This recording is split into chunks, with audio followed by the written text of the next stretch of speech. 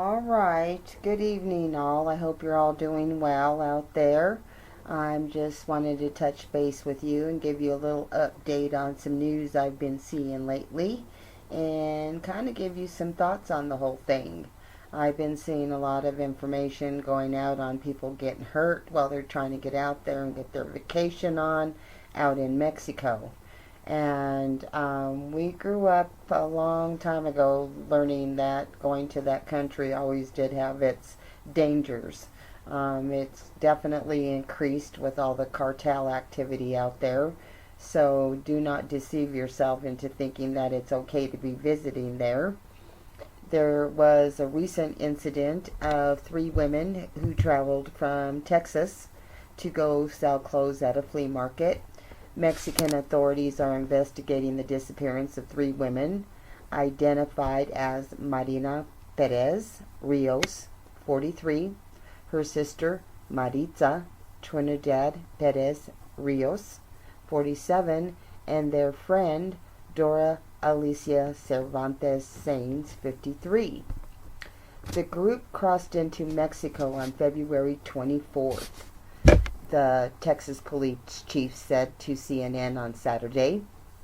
They were heading to the city of Montemorelos, Montemorelos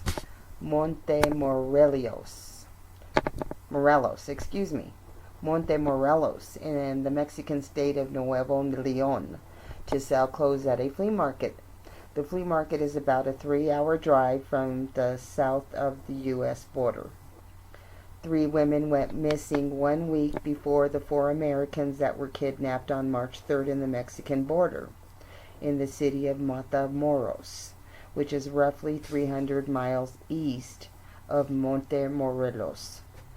Two of the Americans, Shaid Woodard and Zindell Brown, were killed, and their bodies were delivered Thursday to the U.S. diplomatic authorities, according to a Mexican official.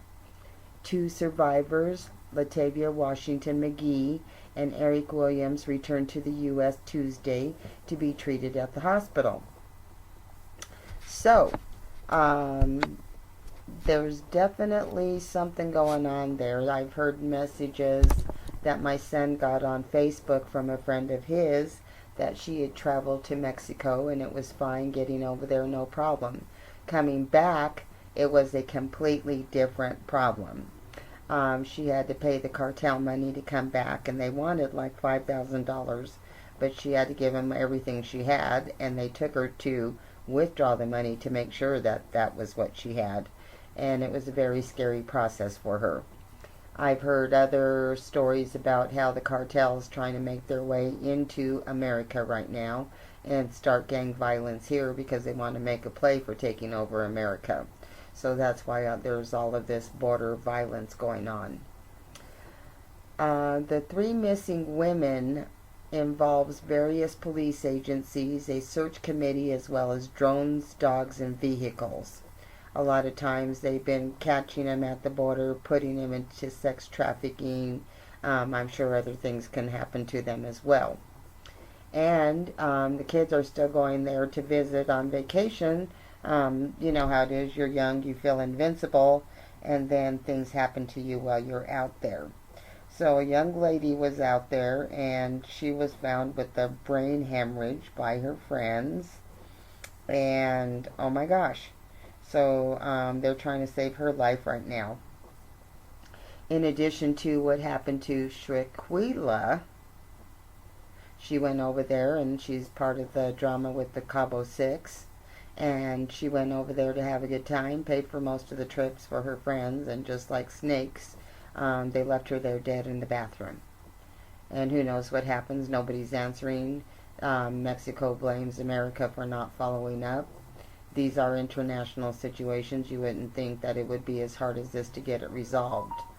But Mexico, prior to this, has had a history of kidnapping people.